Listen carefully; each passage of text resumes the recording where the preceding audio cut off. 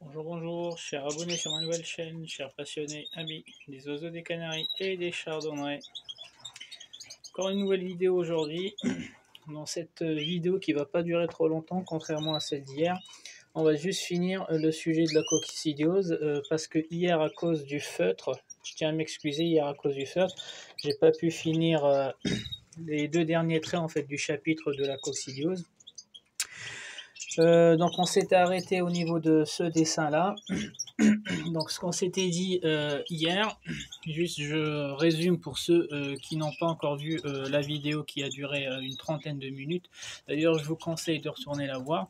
Donc on avait vu que la vésicule biliaire, le pancréas et le foie vont sécréter une substance qui vont injecter directement dans les intestins. Donc ici là, donc j'ai mis des flèches et donc du coup quand je prends les intestins ici d'un oiseau, en fait, les intestins d'un oiseau, ils sont gorgés en fait de capteurs.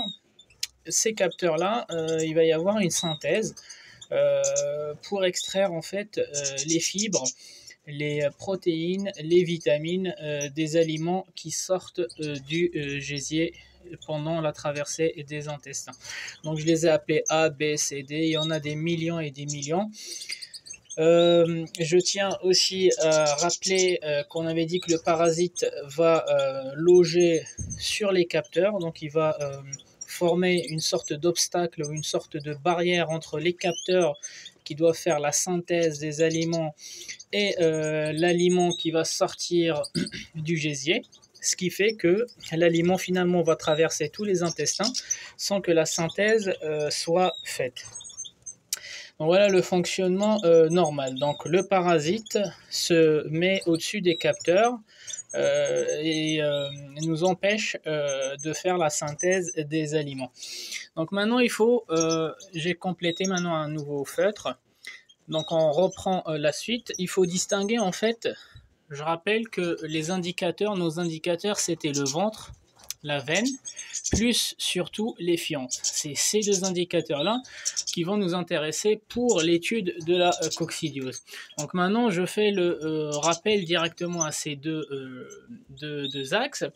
Donc maintenant, ce qu'il faut faire, c'est surveiller les fientes. En fait, la santé de l'oiseau se voit à partir de ses fientes, ses plumes, son chant, son mouvement, etc.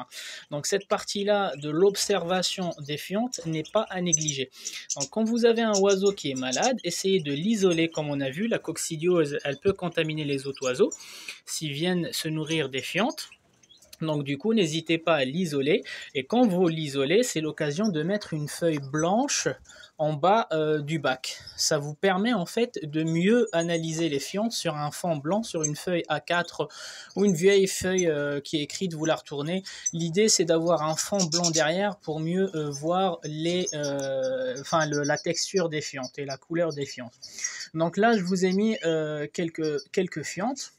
Donc voilà, je rappelle, le gésier, les intestins, on va passer à côté du pancréas. Et ça va sortir par le cloaque. Donc du coup, je vous ai distingué 1, 2, 3, 4 typologies de fientes. La première, c'est celle-ci, celle qui est au milieu, donc c'est la fiente normale. La fiente normale se compose de deux parties. Elle se compose... Je tiens à m'excuser, c'est mon canari. Donc elle se compose de la partie noire et de la partie blanche. Donc la partie blanche, comme je vous ai expliqué hier dans la vidéo, en fait ce sont les urines des oiseaux. Parce que l'oiseau n'urine pas, en fait ces urines se sont transformées en cette partie blanche qu'on verra plus dans le détail en fait les opérations qui se font au niveau de la poche cloacale. En fait c'est cette poche cloacale qui va traiter l'urine pour pouvoir lui donner cette texture blanche autour de la fiente. Donc juste pour votre culture générale, dans les fientes il y a deux parties. Partie noire, ce qui est proprement dit les fientes, et la partie blanche, c'est l'urine de l'oiseau qui a été transformée dans cette partie-là qu'on appelle la poche cloacale. Donc ça, c'est une fiente normale. Maintenant, je vous ai rajouté 3 autres fientes à côté. Donc il y a une fiente qui est verte, il y a une fiente qui est rouge et il y a une fiente qui est tout simplement liquide et transparente. Donc voilà, on va analyser une par une, cas par cas, et vous expliquer ce qui se passe. Donc commençons par la gauche. La fiente rouge, quand vous avez des oiseaux qui ont des fientes rouges. Donc n'allez pas encore sortir des théories, revenez sur cette partie-là. Donc on avait dit, quand votre oiseau n'est pas normal, quand ses fientes sont liquides, vérifiez bien qu'il vient pas d'un autre, qui vient pas d'un nouveau arrivage. Ça veut dire il était bien chez l'ancien éleveur, vous l'avez ramené chez vous et puis le stress fait que ses fientes sont liquides, son transit intestinal aussi n'est pas le même. Il y a un temps d'adaptation. Aussi l'alimentation. Si vous donnez, hop. Si vous donnez à ce oiseau en fait une alimentation, une coloration rouge, il faut pas s'inquiéter si ces fientes elles sont rouges. Ça veut dire dans les fientes la partie rouge c'est la partie dont le corps n'avait pas besoin, c'est un surplus. Et faites attention quand vous voyez que les fientes elles sont rouges ou elles prennent la couleur d'une de l'alimentation que vous leur donnez, des fois c'est les perles de morbide aussi. Ça veut dire il faut freiner. Ça veut dire le corps il rejette en fait des choses qui peuvent être synthétisées et comme ça sort, ça veut dire le foie aussi il garde beaucoup trop de coloration, il garde beaucoup trop de gras. Donc n'hésitez pas quand vous voyez que les fientes de vos oiseaux elles ressemblent aux aliments, ça veut dire il y a un excès en fait de cette substance. N'hésitez pas à donner de l'avicole, du bétacol ou de l'acécoline. Une substance parce qu'il faut comprendre tout de suite que si le corps il a rejeté cette couleur de l'aliment, c'est que le foie aussi il a surstocké de cet aliment. Donc il faut nettoyer le foie. Donc ça c'est quand il s'agit d'une fiente rouge qui est due à l'aliment. Donc vous le voyez de suite. Hein. Moi j'ai par exemple, je leur donne de la pâtée rouge un peu parce qu'ils en ont l'habitude dans la volière. Je sais que leurs fientes de temps en temps elles sont rouges mais je freine quoi. Donc maintenant, on va parler de la couleur rouge qui n'est pas liée à l'alimentation, qui n'est pas liée à la pâtée ou qui n'est pas liée en fait à l'aliment qu'on leur donne. En fait, quand vous voyez du rouge qui n'est pas lié à l'aliment, c'est forcément du sang. Le seul truc qui peut ressembler à du rouge dans les fientes d'un oiseau, en fait, c'est du sang. Ça veut dire... Quand on avait parlé du parasite tout à l'heure, qu'on avait dit qu'il va occuper les capteurs et donc du coup il n'y a plus de synthèse. Ça c'est le début de la coccidiose. Le début de la coccidiose, le parasite il va s'installer sur ces capteurs-là justement, il va consommer les enzymes, il va se nourrir en fait des parois petit à petit, il va dégrader les parois et les capteurs, ça veut dire il va les abîmer.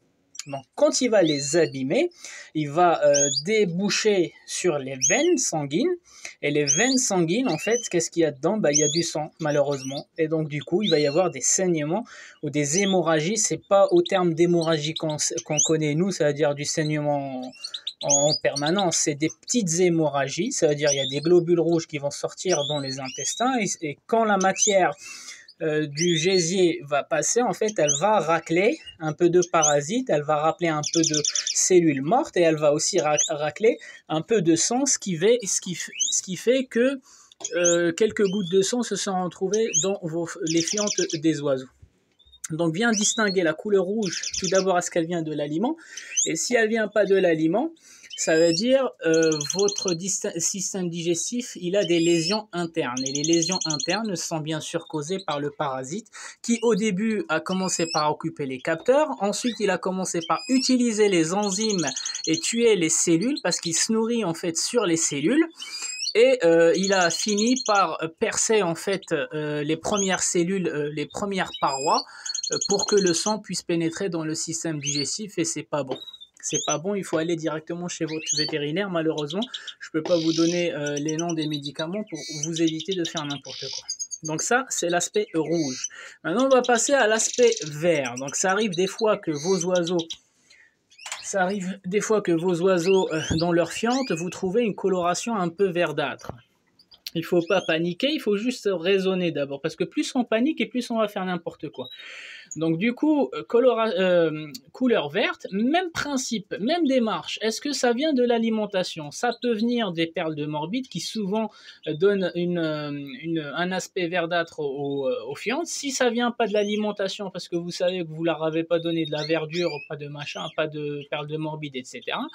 En fait, la coloration verte, si vous vous rappelez des substances que j'avais représentées par des flèches ici, donc les substances que la vésicule biliaire sécrète, que le foie sécrète et que le pancréas sécrète, en fait, ils ont une couleur, deux en une couleur. Donc le pancréas et la vésicule biliaire, les substances qu'ils sécrètent, ils ont une couleur jaune. Cette couleur jaune, quand elle est mélangée avec l'ensemble des aliments qui sortent du gésier, en fait, ça se transforme en cette couleur un peu verdâtre. Et c'est ce qui explique que les fientes de vos oiseaux, ils sont de cette couleur verte. Donc voilà, parce que les substances n'ont pas fait leur effet, c'est-à-dire ils n'ont pas dissocié parce que les capteurs sont occupés. Donc du coup, ces substances-là vont sortir au même titre que ce qui sort du gésier sans aucun traitement, aucune synthèse. Et donc maintenant, c'est cette partie-là. Donc cette partie-là, c'est ce que j'avais commencé par expliquer hier. Ça veut dire un liquide transparent. Un liquide transparent, c'est tout simplement que le traitement ou la synthèse n'a pas eu lieu. Donc du coup, ce qui sort du gésier, eh bien, du gésier, c'est la même chose qui va sortir du cloaque. Ça veut dire pas de digestion, pas de synthèse. Et la poche cloacale, en fait, à un moment donné, quand les aliments ne sont pas digérés, elle ne fait plus de différence entre l'urine et les fientes. En fait, qu'est-ce qui fait que les fientes, elles se concentrent au milieu avec cette couleur-là? En fait, les capteurs, ils ont sucé toutes les fibres, ils ont sucé toutes les protéines et toutes les vitamines, ce qui fait en fait que quand la fiente, l'aliment, plus il approche du cloaque, et plus petite elle est sa masse et sa concentration. Ça veut dire qu'on a tiré le maximum dans le système digestif, le maximum de ce qu'on pouvait tirer comme chose positive. Mais là, aujourd'hui, comme les capteurs ils sont occupés ou endommagés, en fait, ce qui sort de là va sortir des fientes et donc du coup, ça va sortir sous forme de mélange pas concentré du tout, très dilué.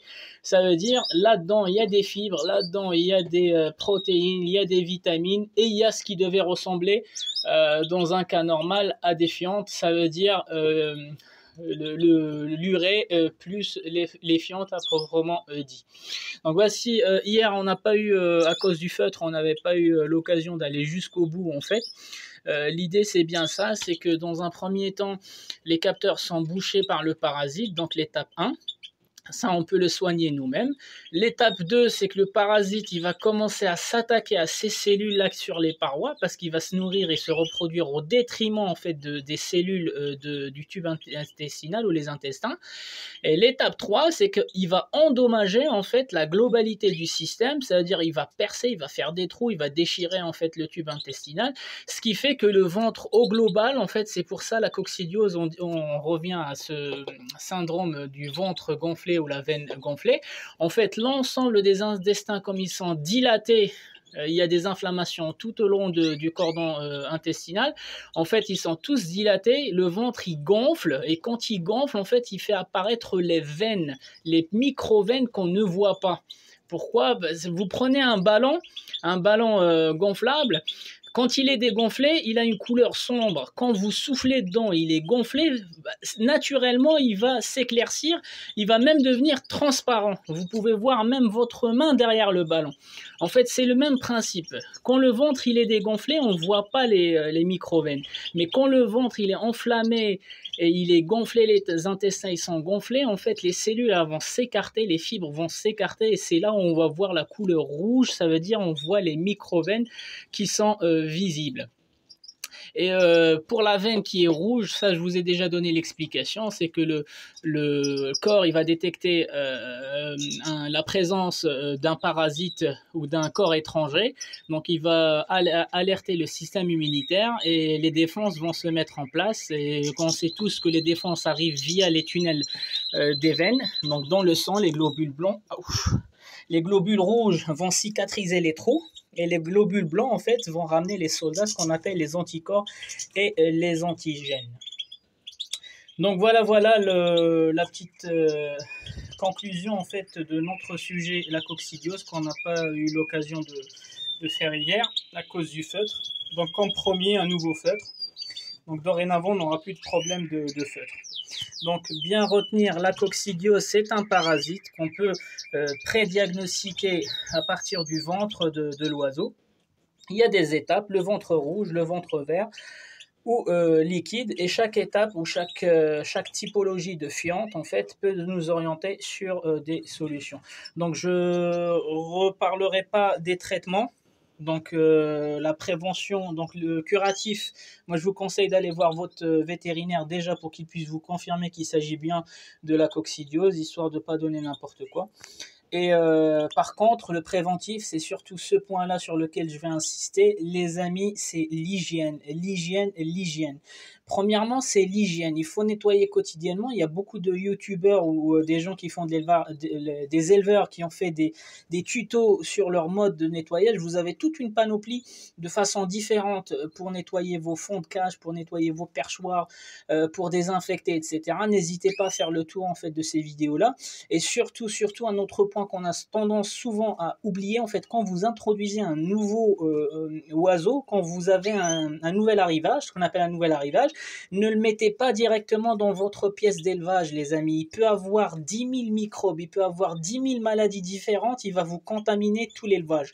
Ayez une cage ou une petite batterie qu'on appelle une batterie de quarantaine et vous le laissez 2 semaines, 3 semaines, vous l'observez, vous mettez la feuille blanche dans le bac pour regarder ses fientes. Si pendant 2-3 semaines, il est bon, ça ne veut pas dire qu'il est sain, ça veut dire qu'il peut être porteur sain, mais au moins vous éliminez 70% en fait d'une cause, du parasite intestinal qui des fois il cause des ravages dans tout l'élevage. Ça veut dire qu'il n'y en a aucun des couples, aucun oiseau qui survivra quand on arrive à l'étape où tous les intestins sont percés, ils sont endommagés. En fait, il y a plus de solution en fait. Donc voilà les amis, je rappelle l'hygiène numéro 1. Quand vous introduisez un nouveau oiseau, n'hésitez pas à le mettre en quarantaine, pas dans la salle d'élevage, mais à côté ou un peu plus loin. Et puis quand vous n'êtes pas sûr en fait des signes dont on a parlé, parce qu'il faut un certain nombre d'expériences pour et encore, même avec l'expérience, on se trompe des fois. N'hésitez pas à utiliser les groupes Facebook, les groupes WhatsApp, les groupes d'amis pour vous aider à diagnostiquer, confirmer s'il s'agit bien de la coccidiose ou pas. Bon les amis, sur ce, une petite présentation rapide. Donc moi j'avais des femelles qui n'arrêtaient pas de pondre à droite et à gauche. Donc j'ai mis la croisée Arlequin avec le Malinois d'Espagne. J'ai mis mon mâle rouge avec la Five Fancy. Ici, là, elle a fait le nid, mais j'attends qu'elle pende. Ici, ils n'ont rien fait, pardon. Donc du coup 2020 avec 2019, ici 2020 aussi avec 2019. Ici j'ai mis ma Isabelle aux yeux rouges, je l'ai mise avec le Fao aux yeux rouges, donc je sais pas ce que ça va donner. 2 yeux rouges normalement c'est pas bon, mais bon, on va faire un test. 2019 pardon, 2020. Ici j'ai mis mes 2 mosaïques rouges de 2020, ben, par contre ils sont pas encore prêts. Ici, j'ai les UP allemands de 2019 de chez Gilles Le Gall. Donc, la première nichée, aucun œuf fécondé. Mais la femelle, elle est un peu difficile en fait. Elle course le mâle. La femelle, elle a un sale caractère. Donc, elle laisse pas le mâle la cocher. Pourtant, lui, il était chaud. Donc, du coup, elle a pondu le premier œuf aujourd'hui de la deuxième nichée. Ici, j'ai ma femelle brune avec le mâle blanc récessif. Donc voilà, en fait tout ça, je viens juste de les mettre à l'instant, sauf ce couple-là et ce couple-là, qu'ils étaient déjà ensemble depuis quelques jours. Ici, dans le couple de métis, donc le mâle Agathe à tête blanche avec la femelle récessive blanche, donc j'ai rajouté en fait la femelle que j'avais de côté, en fait la humo porteuse de tête blanche. Donc la femelle récessive a fait le nid, donc elle a déplumé en fait cette femelle chardonneret. Donc je les ai mis ensemble histoire de gagner du temps plus tard parce que je vais le remonter en haut dans la batterie d'en haut plus tard. Les chardonnerets, il leur faut minimum 1 mètre. Donc là, je les ai mis dans 60 cm par 40 par 40, juste le temps qu'il féconde la récessive parce qu'on refait l'expérience. Les premiers œufs n'étaient pas fécondés. Et une fois que vous voyez comment il la nourrit pas, hein, là c'est un signe seulement, hein, ça peut être le stress, donc ne confondez pas quand ils font ce mouvement-là, ça veut pas dire qu'il est en train de la nourrir. Quand il la nourrit, c'est quand il régurgite des graines ou il régurgite des fois de l'eau, des fois de la pâtée. Donc ce que je disais, c'est que le premier tour, les œufs n'étaient pas fécondés, donc le mâle l'avait pas fécondé, je leur ai coupé les plumes et j'ai rajouté aussi la femelle humeau, comme ça dès qu'elle pond ses œufs, je remonte les deux agates, humeau-agate, je les remonte dans la batterie de 120. Ici, j'ai la femelle panachée, donc je l'ai mise dans une petite cage, parce que j'ai pas monté toutes les cages de GR que j'ai. Et ici, on va faire rapidement un tour. Alors ici, la femelle brune avec le mâle brun pastel, il ne se passe rien. Pourtant, la femelle, elle a déjà reproduit chez moi l'année dernière, 2019. Lui, il est de 2020. Donc je pense que c'est soit la position de la cage, parce que les chardonnerets, ils n'aiment pas trop être en bas. Mais bon, l'année dernière, elle avait reproduit enfin quasiment au même niveau, quoi. Je dis au rez-de-chaussée pour les Canaries. Chez ce couple-là, donc l'Agathe tête blanche et l'Isabelle tête blanche, elle a à peine commencé à mettre elle a à peine commencé à fabriquer le nid. Donc la femelle. Par contre, le mâle, je le vois pas chanter, je l'ai jamais vu cocher. Ici, le gorge blanche avec la femelle jaune. Donc le premier tour, il était vide, les œufs étaient vides. Le deuxième tour, elle n'a pas encore commencé à pondre. Donc elle est en permanence dans le nid parce qu'elle l'évite. Elle évite le mâle parce qu'il est trop agressif avec elle. Il est gentil, il vient la nourrir et tout. Par contre, il n'aime pas la voir traîner dans la cage. Donc elle le rassure quand elle se met dans le nid. Donc là, par exemple, elle est dans le nid. Ici, le panaché plus la brune pastel. Donc le nid, il est prêt. Elle m'a fait un super nid au nid. Donc le nid, il est prêt depuis déjà un moment. Donc du coup, j'attends juste qu'elle pondre. Et je les ai vus cocher. Donc j'ai vu le mâle cocher la femelle plusieurs fois. Donc j'espère que quand elle va pondre, ils seront fécondés. Ici, la femelle gorge blanche de 2020 avec le brun pastel de 2020. Alors, il s'est passé un truc. Pourquoi, en fait, j'avais inversé ces deux-là? J'avais inversé le brun pastel qui était avec cette brune pastel et le panaché qui était avec cette panachée-là. Je les ai inversés. Pourquoi? Parce que cette femelle, elle était prête. Ce mâle-là, il était prêt. Les deux qui sont là, ils sont pas prêts. Et surtout que mon mâle brun pastel, il s'est coincé l'ongle. Je sais pas comment il a fait, mais il s'est coincé l'ongle, je pense, avec les ressorts, ça arrive souvent. Et donc, du coup, moi, je l'avais pas vu, hein. Moi, quand j'ai vu qu'il était dans cette position-là, je l'ai regardé, il lui manque un ongle. Bah, en fait, il s'est fait tirer l'ongle. En plus, je l'avais cherché l'ongle. Son ongle, je l'avais cherché partout dans la cage, j'avais pas trouvé. Donc, il s'est arraché l'ongle tout seul. Et donc, du coup, ça fait 3 jours qu'il est un peu faible. Mais bon, ça arrive. J'ai vu une flaque d'eau. Je ne sais pas si vous voyez la flaque d'eau. Le truc noir là-bas, c'est du sang. La flaque d'eau de sang, pardon. Et sur le perchoir aussi, on voit un peu de sang. Donc, forcément, il a perdu beaucoup de sang. Mais bon, c'est arrivé tout seul. Moi, quand j'avais vu ça, je pense qu'il y avait déjà 24 heures ou 48 heures. Donc, il ne se passe rien sur cette cage-là. Mais bon, je vous donnerai plus de nouvelles pour ce mâle-là. Il se nourrit, le plus important, c'est qu'il puisse se nourrir. Et il ne dort pas la journée, c'est surtout ça, hein, un des signes. L'opale et la satinée, il ne se passe rien. Donc, gros caractère avec gros caractère. Pour l'instant, il ne se passe rien. Il ne s'intéresse même pas à la charpie. Donc voilà les amis, après dans la volière, j'ai pas mal de chardonnerets qui pondent à droite et à gauche, j'ai pas mal de canaris qui pondent. Et j'avais stoppé en fait les perruches, la reproduction des perruches et des inséparables, les calopsites et les catrines, je les avais stoppés. Ils continuent toujours je les avais stoppés avec l'arrivée de la neige parce que j'avais commencé en mois de novembre quand même, j'avais fait 2 tours avec les becs crochus. Et là, il continue à pondre, donc tous les jours, je trouve dans la volière, tous les œufs, toute taille d'œufs, quoi. Donc voilà les amis, vous souhaite un bon visionnage et je vous dis à la prochaine vidéo.